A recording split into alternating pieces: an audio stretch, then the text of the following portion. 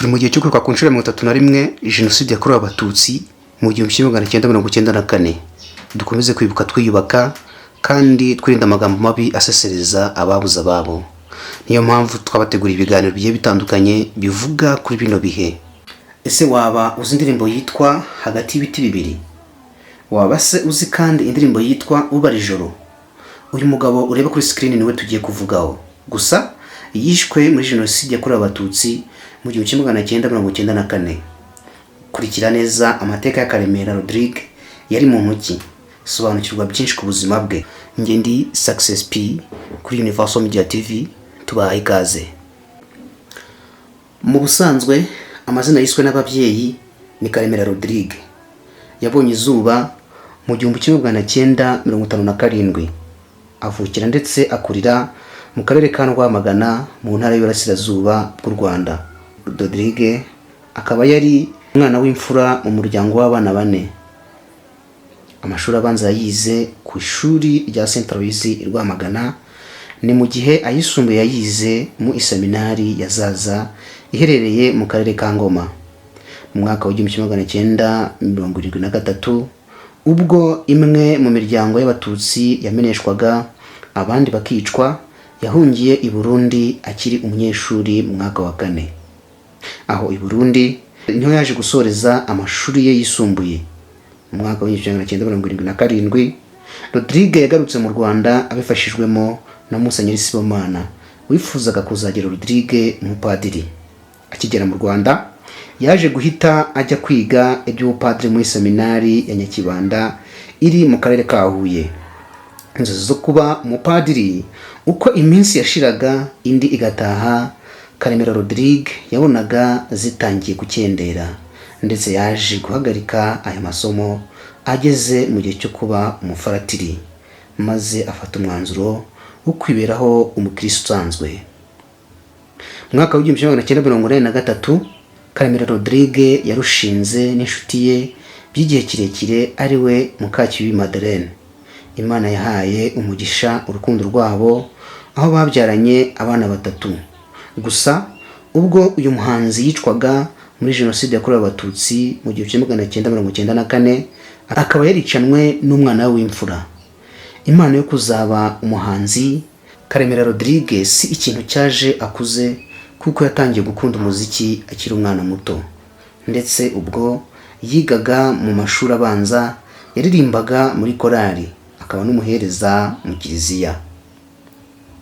Ubwo yavaga mu byo kwiga amasomo y'igipadiri, Rodrigue yaje guhita ajya mu gihugu cya Autriche kwiga imyaka 3 ibijyanye n'umuziki ndetse no gucuranga ibikoresho by'umuziki nka piano, gitari, ingoma za kizungu n'ibindi byinshi.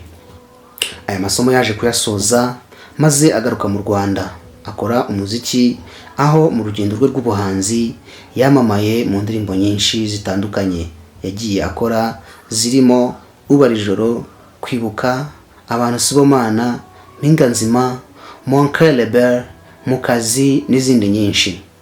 Usibye gukora umuziki ku giti cye, yabaye kandi mu itsinda rya muzika afatanyije n'abandi basore 3 mu itsinda bise Pamalo. Ubwo Pa bivuga Pascal, A bikavuga Auguste, Ma bikavuga Martin, naho La bikavuga Rodrigue. Iri tsinda ryakanyujijeho mu muziki nyarwanda mu myaka y'1980 mu ndirimbo nka Ihorere n'izindi nyinshi. Karemera Rodrigue ari mu bahanzi bari abanyempano badashakisha, ndetse rwose bidasaba gukora iyo bwabaga. Abenshi bazi umuziki we bavuga ko yari umuhanzi wa mbere kurenza abandi mu gihe cye. Usibye kuba yarashoboraga kwandika indirimbo ndetse no kuririmba, yari afite ubushobozi bwo kuba yakwigisha umuziki ari hose mu Rwanda cyangwa hanze yarwo, kuko yari abifitemo impamyabumenyi ihanitse, ndetse mu nzozi ze harimo no kuzubaka ishuri ry'umuziki mu Rwanda. Dore ubusobanuro bwa zimwe mu ndirimbo ze. Kwibuka yayihimbiye inshuti y'amagara yitwa Kabasha Edmond, biganye muri seminari nto ya Zaza. Uyu Edmond yapfuye amarabira, bibabaza Rodrigue cyane. Indirimbo ya kabiri yitwa Indahiro ni indirimbo yahimbiye umufasha we yakundaga cyane ariwe Madeleine. Indirimbo ya gatatu yitwa Mukazi, ni indirimbo yahimbiye inshuti ye nyuma yo kumubwira inkuru y'uburyo umukobwa bakundanaga yamubenze akisangira umusore wakoraga muri Extrogaze icyo gihe. Iya kane yitwa Ubara ijoro, ni indirimbo yahimbiye nyirarume wari waragiye muri Uganda, bakaba bari bamaze igihe batavugana. Yifuzaga ko uyu nyirarume yagaruka, ati bakuru bawe baruzukuruje ntiwamenya imvi ni uruyenzi. Itariki 20 Gicurasi mu 1994 nibwo Karemera Rodrigue hamwe n'umufasha we ndetse n'umwana we w'imfura witwa Karemera Valerie bishwe muri jenoside yakorewe abatutsi nyuma yo kugabwaho igitero cy'interahamwe aho bari batuye i Gikondo kuri Camp Zero. Uyu muhanzi akaba yarishwe arashwe. Gusa abana babiri ba Karemera Rodrigue aribo Bigabo Janvier na mukuru we Iradukunda Valerie Karemera babashije gucika interahamwe muri icyo gitero. Kuri uyu munsi bakaba bakiriho. Nyuma ya jenoside yakorewe abatutsi, umuryango wa Karemera Rodrigue ukaba waramenye amakuru yuko hari undi mwana uyu muhanzi yasize yibarutse ku wundi mugore. Uyu mwana kuri ubu nawe akaba ariho, aho atuye i Rwamagana, akaba yitwa Karemera Patrick. Hirya y'umuziki, Karemera Rodrigue yavugaga neza indimi esheshatu arizo Ikinyarwanda, Icyongereza, Igifaransa, Igitaliyani, Ikidage ndetse n'Igiswahili. Nubwo imyaka 30 ishize yambuwe ubuzima, ariko n'uyu munsi ibihangano bye biracyakoreshwa n'umuryango nyarwanda bitewe n'ubutumwa bukomeye bubikubiyemo. Ibi bikaba byerekana uburyo ari umunyabigwi ndetse izina rye rizahora ryibukwa iteka.